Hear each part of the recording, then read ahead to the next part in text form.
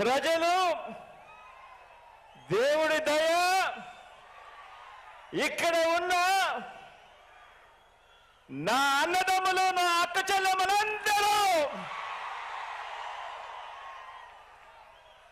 ఇంతమంది కార్యకర్తలు ఇంతమంది అన్నదమ్ములు ఇంతమంది తోడు కృష్ణుడి రూపేణ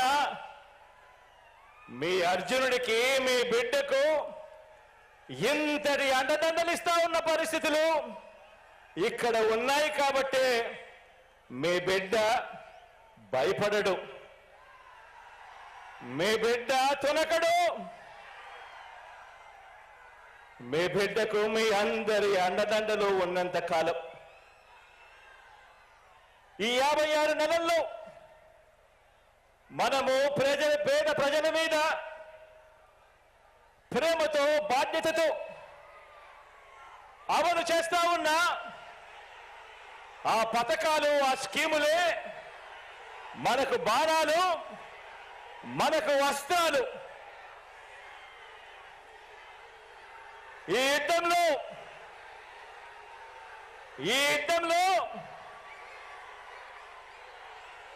175కు 175 టార్గెట్, 175కు 175 వైఎస్ఆర్ కాంగ్రెస్ పార్టీ టార్గెట్. ఈ యుద్ధంలో వైఎస్ఆర్ కాంగ్రెస్ పార్టీ గెలిపే లక్ష్యంగా దేవుడి దయతో మనం ప్రతి ఇంటికి, మనం ప్రతి ఊరికి, మనం ప్రతి ప్రాంతానికి చేసిన మంచి వల్ల చంద్రబాబుతో సహా అంతా కూడా ఓడాల్సిందే అని చెప్పి కూడా ఈ సందర్భంగా చెప్పడానికి గర్వపడతా ఉన్నా.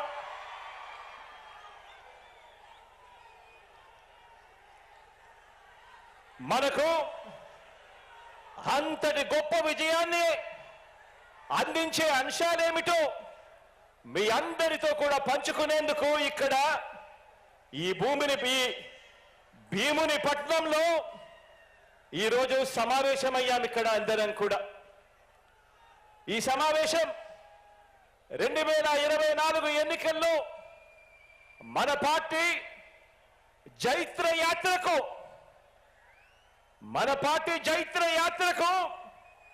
మరో 25 ఏళ్ల పాటు మన సంక్షేమ అభివృద్ధి పాలన కొనసాగింపునకు సన్నాహక సమావేశం ఈరోజు ఇక్కడ ఈ భీముని పట్నంలో జరుగుతా ఉంది. ఈ సమావేశం మన పార్టీని భుజాన మోస్తా ఉన్న కార్యకర్తలు, లీడర్లు, అభిమానులకు, ఆత్మీయులకు మరింత ఆత్మవిశ్వాసం నింపే సమావేశం ఈరోజు ఈ భీముని పట్నంలో జరుగుతా ఉంది.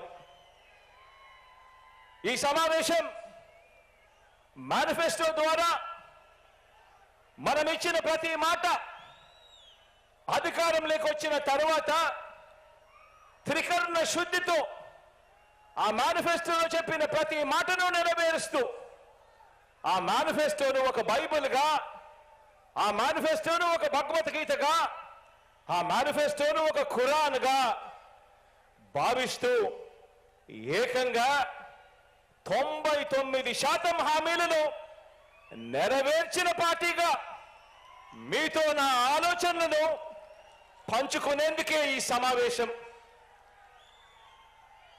గతంలో ఎప్పుడైనా కూడా గమనిస్తే ఎన్నికలకు ముందు పార్టీలు మేనిఫెస్టో అని చెప్పి, ఎన్నికల ప్రణాళిక అని చెప్పి రిలీజ్ చేస్తాయి.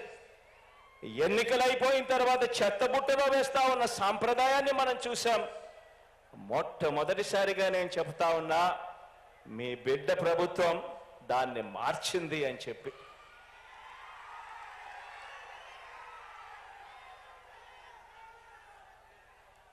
మనం మార్చాము కాబట్టి,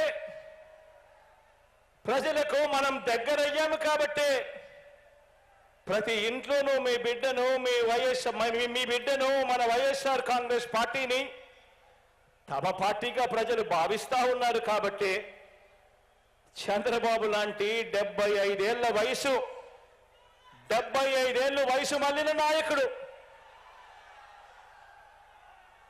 ఆ చంద్రబాబు నాయుడు గారు ఒంటరిగా పోటీ చేసే ధైర్యం లేక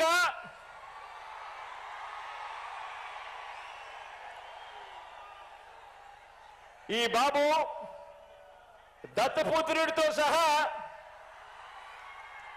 ఇతరులతో పొత్తు కోసం వెంపర్లాడుతా ఉన్నాడు అనంటే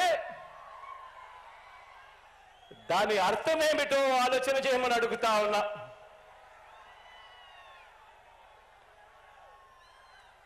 ఈ చంద్రబాబుకు తాను ఫలానా మంచి పని చేశానని కానీ తాను ఫలానా మంచి స్కీమును తెచ్చానని కానీ చెప్పలేక మళ్ళీ కొత్త వాగ్దానాలతో గారడీ చేయాలని చూస్తున్నాడు అని అంటే